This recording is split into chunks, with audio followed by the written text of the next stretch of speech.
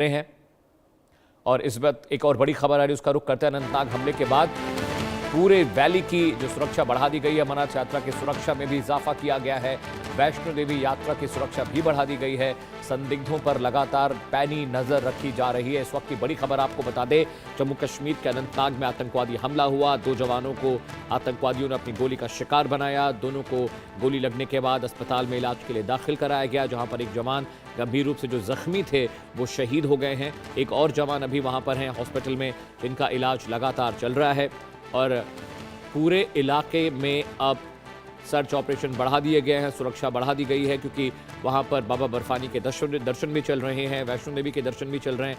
ऐसे में बहुत सेंसिटिव स्थिति है। हजारों लोग इस वक्त वैली में हैं जो पूरे देश से दर्शन पूजन करने के लिए जा रहे हैं। बालटाल के रास्ते, पहलगाम के रास्ते। ग्रुप कैप्टन यूके देवनाथ और आशिक मीर मेरे साथ हैं। कैप्टन साहब, मेरा सवाल आपसे यही था कि इतनी चौकसी हम बरत रहे हैं सीमा पर, जम्मू कश्मीर की बात हो या फिर नौशेरा बॉर्डर जम्मू की बात हो, बावजूद इसके ये आतंकवादी दाखिल हो जाते हैं। हाँ अमित, देखो सुरक्षा बलों को जो ब्रीफिंग नंबर 1 दी जाती है वो ये है कि भले ही एक आतंकवादी थोड़ी देर के लिए गायब हो जाए, लेकिन जो लोकल पॉपुलेशन है, आम आवाम को दिक्कत नहीं होनी चाहिए। तो पुलिस जब कॉर्डन और सर्च ऑपरेशंस करती है तो उसके लिए ब्रीफिंग बहुत क्लियर है कि कॉर्डन एंड सर्च के दौरान जैसे इलाका है, गांव है या कस्बा है या गली है, वहां पे जो औरतें, बड़े बूढ़े हैं, उनको कोई परेशानी नहीं होनी चाहिए, बच्चे डरने नहीं चाहिए।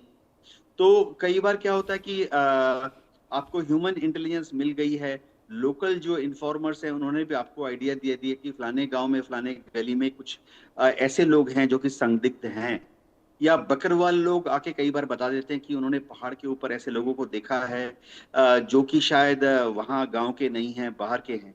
अब जैसे ही कॉर्डन एंड सर्च ऑपरेशन शुरू होती है तो सबसे पहले ये सुनिश्चित किया जाता है कि इसमें किसी भी लोकल बाशिंदे को चोट ना लगे, इंजरी ना हो। हैवी हथियारों का इस्तेमाल भी कम किया जाता है। हम एलओसी की बात कर रहे थे। एलओसी में कई बार दिन के टाइम में बाइनाकुलर से, दूरबीन से, टेलीस्कोप से या रात को इंफ्रारेड कैमरा से पता लग जाता है कि कुछ हरकत हो रही है, लेकिन फिर भी हमारे जवान जो है हैवी फायर नहीं करते या हैवी वेपन जैसे मोटर्स या हैवी मशीन गन का इस्तेमाल जानबूझ के नहीं करते हैं, क्योंकि उससे कोलैटरल डैमेज हो सकता है। उसके आसपास के एरिया में अगर कोई सिविलियंस हैं, उनको नुकसान पहुंच सकता है। तो ये एक बहुत ही कैलिब्रेटेड गिव एंड टेक की पॉलिसी है। हम ज्यादा कोशिश करते हैं कि जो ओवरग्राउंड वर्कर्स हैं उनको आस्ते आस्ते पकड़ा जाए, उनकी मैपिंग की जाए। देखो, ओवरग्राउंड शेल्टर्स हैं, ओवरग्राउंड वर्कर्स जो हैं वही इन टेररिस्ट को, जब वो बाहर से आते हैं तो उनको शेल्टर देते हैं, फूड देते हैं, सिम कार्ड दे देते हैं, उनको आर्मी या बीएसएफ किस तरफ डिप्लॉयड है उसकी खबर दे देते हैं। तो ओवरग्राउंड वर्कर्स को पकड़ने का जो तरीका है वो काफी अच्छा तरीका है। उससे कोलेटरल डैमेज भी कम होता है। जो देखो, ट्रेनिंग के दौरान जो जवान होते हैं, जेसी होते हैं, ऑफिसर्स होते हैं, उनको बताया जाता है बार बार कि आप सीसीटीवी का इस्तेमाल करो। लेकिन सीसीटीवी जो है अलग अलग एजेंसीज के नीचे हैं।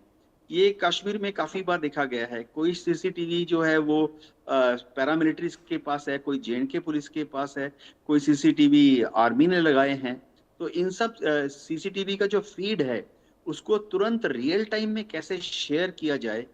अभी आप अनंतनाग दिखा रहे थे मार्केट प्लेस, जाहिर बात है कि उस मार्केट में जेएनके पुलिस के कम से कम 5 या 10 सीसीटीवी होंगे, और जो शॉपकीपर्स हैं उन्होंने वहां दर्जनों सीसीटीवी लगाए होंगे।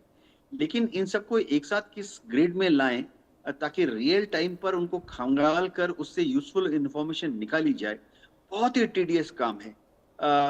ठीक है, आर्टिफिशियल इंटेलिजेंस का भविष्य में इस्तेमाल किया जाएगा।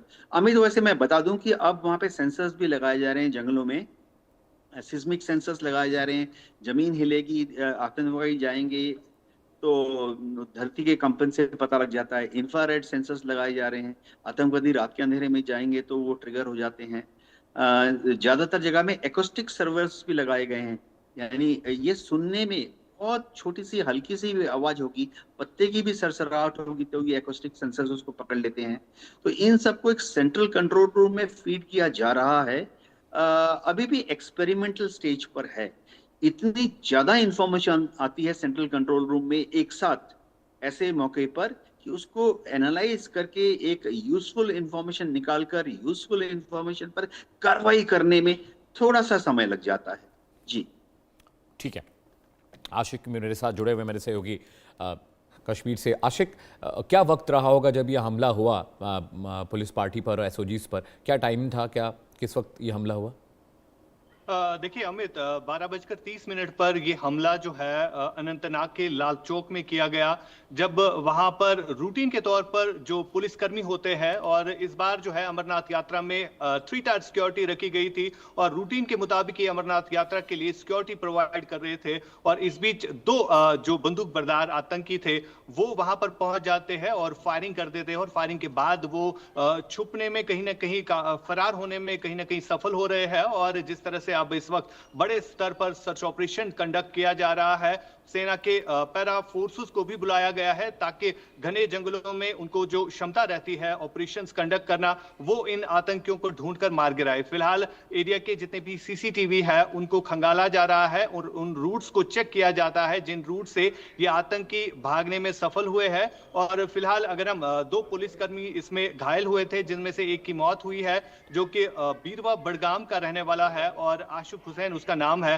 काफी टाइम से, जब से अमरनाथ यात्रा चली है तब से ये पुलिसकर्मी जो है वहां पर ड्यूटी दे रहा था। और साथ ही साथ इसके जो कमांडोज होते हैं जम्मू कश्मीर पुलिस के, वो भी वहां पर शामिल थे और उनमें से एक को गोली लगी है जिसकी हालत भी नाजुक बताई जा रही है। फिलहाल इस एरिया में तमाम तर ज्वाइंट सिक्योरिटी फोर्सेस की तरफ से ऑपरेशंस कंडक्ट किए जा रहे हैं। और इससे पहले हमने देखा है कि कई बार घुसपैठ की कोशिशें लाइन ऑफ कंट्रोल जो कि उत्तरी कश्मीर में पड़ता है वहां से भी कई बार जो है विफल हुई है और कई सारे बड़े आतंकियों को मारा भी गया है जो कोशिश करते हैं। क्योंकि जिस तरह का इनपुट सुरक्षा एजेंसीज के पास है कि 120 के करीब आतंकी पीओके में टेरर लॉन्चिंग पैड्स पर मौजूद है, जो कि इसी फिराक में रहते हैं कि कब उनको मौका मिले वो घुसपैठ करे। लेकिन जिस तरह इस वक्त अलर्टनेस पूरे उत्तरी कश्मीर के एलओसी एरियाज में बढ़ा दी गई है, तो तमाम तर जितनी भी कोशिश की जा रही है उन कोशिशों को विफल बनाया जा रहा है। क्योंकि जो गैजेट्स, जो आधुनिक हथियार इस वक्त भारतीय सेना के पास है, उनका प्रयोग करके जो है इन तमाम तर कोशिशों को फिलहाल विफल किया जा रहा है। लेकिन जो घाटी के भीतर इस वक्त आतंकी सक्रिय है उनकी तरफ से अब फिर से जो है 1 साल पहलगाम आतंकी हमले को हुआ है और 1 साल के बाद इस तरह का हमला किया गया है, और वो भी दक्षिणी कश्मीर के अनंतनाग में। और फिलहाल इस हमले में 2 पुलिसकर्मी जो है इनिशियली घायल हुए थे, जिनमें से एक की मौत हुई है। जी अमित। आशिक लगातार अपडेट हम तक पहुंचा रहे हैं। ग्रुप कैप्टन यूके देवनाथ मेरे साथ हैं। सर, अभी इस तरह की घटनाओं के बाद जो एयरफोर्स सर्विलांसेज होते हैं, सॉर्टीज़ बहुत इंपॉर्टेंट होती हैं। चॉपर्स के ज़रिए पहाड़ियों में जाकर जो एयरफोर्स के पायलट्स हैं वो सॉर्टीज़ करते हैं, जाके देखते हैं जंगलों में और सब जगहों पर जाकर देखते हैं। अब कितना क्रूशियल है ये ऑपरेशन, क्योंकि सर ज़मीन पर तुरंत पकड़ना तो बहुत मुश्किल है और घने, मैंने तो उन जंगलों को देखा है सर, इतने घने जंगल हैं कि आप ड्रोन से अंदर देख ही नहीं सकते, आपको दिखाई नहीं देगा पेड़ों के नीचे, अंधेरा होता है। दिन के उजाले में भी सर वहाँ पर अंधेरा होता है, तेज़ तड़क धूप हो तब शायद आप जंगल में देख भी पाएँ। लेकिन अगर इस बार अनंतनाग में बारिश हो रही है सर, वहाँ पर बादल छाए हुए हैं, तो बिल्कुल भी ड्रोन के बस की तो बात ही नहीं है। हाँ अमित, होता ये है कि जो जॉइंट सिविल मीटिंग होती है जिसमें आर्मी, नेवी, एयरफोर्स के मेंबरान भी होते हैं, उसके ब्रीफिंग के अनुसार एज पर रिक्वायरमेंट पहले से ही एयरफोर्स अपने हेलीकॉप्टर्स को तैयार रखती है। जे.एंड.के में 2 हेलीकॉप्टर हमेशा स्टैंड बाय 5 मिनट के नोटिस में होते हैं। जब भी दरकार पड़े वो 5 मिनट के नोटिस पर वारदात जहां हुई है वहां पर पहुंच जाते हैं, ताकि जो लोकल पुलिस के रिप्रेजेंटेटिव्स हैं उनको हवा से दिखा सकें कि कहां से आतंकवादी आ सकते हैं, जा सकते हैं। बीच में जब आतंकवादी घटनाएं बहुत ज्यादा हो रही थी तो उधमपुर में भी अटैक हेलीकॉप्टर्स को भी रखा जाता था, जो कि महज 5 मिनट की नोटिस पर टेक ऑफ कर सकते थे और जरूरत पड़ने पर आतंकवादियों से के ऊपर हवा से भी हमला कर सकते थे। लेकिन उसकी ट्रेनिंग काफी की गई, लेकिन जरूरत नहीं पड़ी। दिक्कत अमित ये आ जाती है कि वैली में हर रोज सुबह 6-7 बजे से तो मौसम अच्छा रहता है, लेकिन 11 बजे के आसपास हर रोज इस मौसम में, जुलाई अगस्त में बारिश होती बादल है। आना शुरू हो जाते हैं, बारिश शुरू हो जाते हैं। तो ऐसे में हेलीकॉप्टर्स को भी वैली में नहीं भेजा जाता, क्योंकि हेलीकॉप्टर्स जो है वीएफआर कंडीशन यानी विजुअल राइट। फ्लाइट कंडीशन में ही उड़ सकते हैं, जबकि आंख से दिखे। लेकिन आस्ते आस्ते देखो, जो सिग्नल डिपार्टमेंट है वो इनकी सबकी ठीक है डिजिटल फुटप्रिंट देवनाथ सर, आप ट्रैकिंग साथ करता है। रहिएगा। मेरे प्रोड्यूसर सौरभ एक ग्राफिक्स लेने के लिए कह रहे हैं, मैं वो ग्राफिक्स पढ़ लेता हूँ दर्शकों के लिए, फिर मैं आपके पास आता हूँ। जी हाँ, उन तमाम दर्शकों के लिए ये कंटेंट मैं बता रहा हूँ जो अभी भी हमारे साथ जुड़े हैं। अनंतनाग में क्या क्या हुआ। अनंतनाग में लाल चौक जो इलाका है वहां पर आतंकवादी हमला हुआ है। आतंकवादियों ने पुलिस पार्टी पर गोली चलाई है। दोपहर करीब 12:03 के आसपास ये घटना हुई है। हमले में एक पुलिस कांस्टेबल शहीद बताए जा रहे हैं। हेड कांस्टेबल आशिक हुसैन शहीद हुए हैं, जिनका नाम मैं आपको बता रहा हूं। दूसरे जो पुलिसकर्मी हैं वो बुरी तरह जख्मी हैं। उनको गंभीर रूप से उनको दाखिल कराया गया जिम्स मेडिकल कॉलेज में, जहां पर उनका इलाज चल रहा है।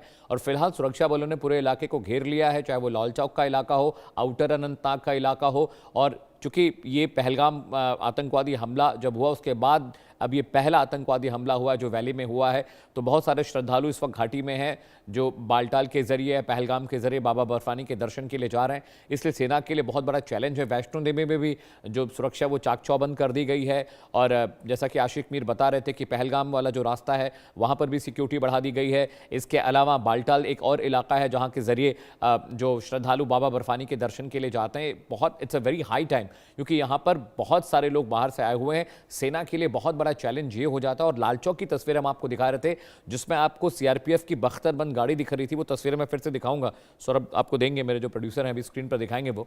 उन तस्वीरों में देखिए वो इतना भीड़ भाड़ वाला इलाका है, वो मार्केट प्लेस है जहां पर आतंकवादियों ने, जी हाँ देखिए ये लाल चौक का इलाका, अनंतनाग का लाल चौक है। लाल चौक एक श्रीनगर में भी है, उससे कंफ्यूज मत होइएगा। ये अनंतनाग का लाल चौक इलाका है। और यहाँ पर देखिए, यहाँ पे मार्केट्स हैं, बाजार हैं, शोरूम्स हैं। यहाँ पर आतंकवादियों ने हमला किया है। और यहीं पर जो जवान जो शहीद हुए हैं और एक और जवान जिनको बुरी तरह गोली लगी है वो जख्मी हुए हैं, वो वहाँ पर गाड़ी की चेकिंग कर रहे थे। तभी इन आतंकवादियों ने, जो इनके पास असलहे थे, वो AK-47 राइफल्स, आशिक मीर मेरे सहयोगी इज रिपोर्टिंग फ्रॉम वैली, वो बता रहे हैं कि AK-47 उनके पास थी। बहुत क्लोज कॉम्बैट था, गोली मारी, इलाके से फरार हो गए। जिसके बाद सेना ने पूरे इलाके में सर्च ऑपरेशन चलाना शुरू कर दिया है। कॉम्बिंग ऑपरेशन चल रहे हैं। पूरे इलाके में जो कनेक्टिंग रोड्स हैं उसको बंद कर दिया गया है। फेस रिकग्निशन कैमरे वहां पर लगाए गए हैं ताकि पहचान हो सके आतंकवादी अगर किसी CCTV के सामने से या कैमरे के सामने से गुजरे। आशिक मीर मेरे साथ हैं। आशिक, हम तस्वीरें दिखा रहे हैं जो आपने भेजे हैं हमें। ये अनंतनाग लाल चौक का इलाका है, आई कैन आइडेंटिफाई इट।